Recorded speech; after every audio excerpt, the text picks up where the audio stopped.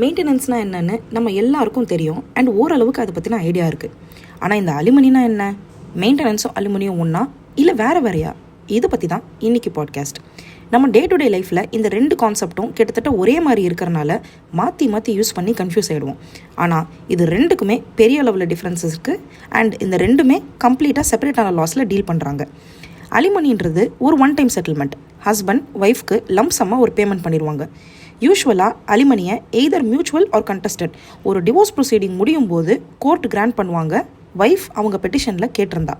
ஏன்னா அவங்க அதுக்கப்புறம் எந்த சப்போர்ட்டும் கேட்க முடியாது. அதுதான் அந்த கப்புள்ஸ்குள்ளே இருக்கிற ஃபைனலான செட்டில்மெண்ட். அலிமனி யூஸ்வலாக டிவோர்ஸ் ஆகிற கப்புள்குள்ளே தான் கொடுப்பாங்க.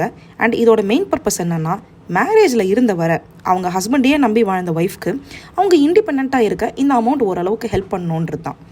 ஆனால் இந்த பக்கம் மெயின்டெனன்ஸை பார்த்தீங்கன்னா, அது டிவோர்ஸ் ஆன கப்புள்ஸ்குள்ளே மட்டும் கிடையாது, மேரேஜில் இருக்கிற கப்புள்ஸ்குள்ளேயும் ப்ரொவைட் பண்ணுவாங்க. மேரேஜுக்குள்ளே இருக்கிற கப்புள்ஸ்க்கு மட்டும் இல்லை, ஒரு ஹஸ்பண்ட் கிட்ட அவரோட ஒய்ஃப் கேட்கலாம், அவரோட பசங்க கேட்கலாம், ஏன் அவரோட அம்மா அப்பா கூட கேட்கலாம்.